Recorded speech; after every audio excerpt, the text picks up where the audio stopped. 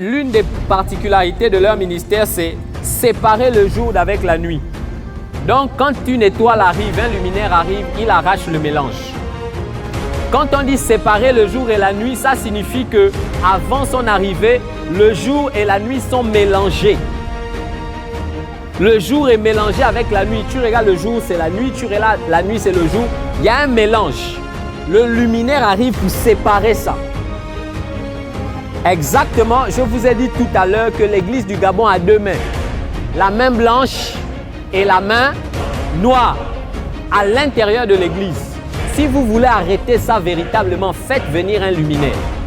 Parce que son ministère consiste à arracher, séparer les choses qui sont mélangées, mais qui ne devaient pas être mélangées. Par exemple, découvrir que dans certains frères, certaines sœurs, dans des chrétiens, il y a des démons, ça ne doit pas se faire. C'est un mélange qui ne devait pas se faire. Oui. Envoyez un luminaire, il va régler le problème rapidement. Envoyez un luminaire, il va régler le problème parce que c'est dans son ministère. Dis ministère. Il reçoit l'onction pour séparer le jour d'avec la nuit, les ténèbres d'avec la lumière. C'est son mandat. D'accord?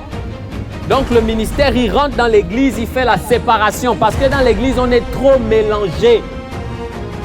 Il y a des gens qui vous disent qu'ils sont prophètes.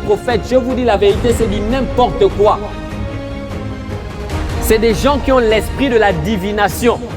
Et la divination, c'est le monde qui ressemble beaucoup au prophétisme authentique.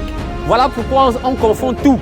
Regardez Paul, il voit une femme qui a l'esprit de Python. Un jour, Paul ne dit rien. 2 jours, Paul ne dit rien. 3 jours, Paul ne dit rien. C'est peut-être le 6e, le 7e jour que Paul dit « Oh, sors d'elle !»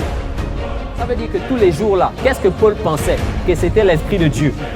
Si Paul avait vu que c'était un faux esprit depuis le premier jour, il chassait l'esprit le premier jour. Oui. Mais pourquoi il a attendu? Parce que même lui-même, il a cru que c'était le bon esprit. Dis le mélange.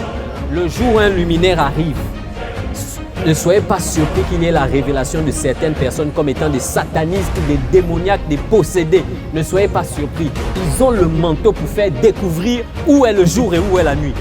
Nous prophétisons qu'ils viennent au nom de Jésus de Nazareth. Maralabraka-shanda.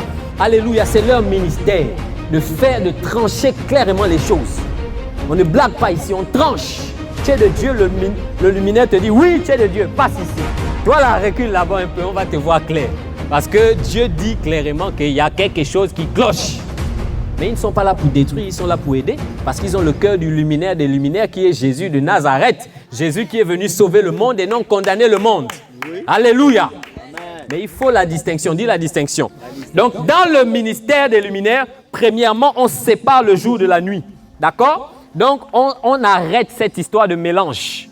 Quand le luminaire arrive, tous les chrétiens qui sont dans votre église, qui sont encore attachés à la musique mondaine, ils vont lâcher ça. Oui. Un luminaire est rentré. Les gars lâchent, ils vont lâcher la musique mondaine. Ils vont lâcher la pornographie. Ils vont lâcher la masturbation. Ils vont lâcher ces choses. Un luminaire est au milieu d'eux.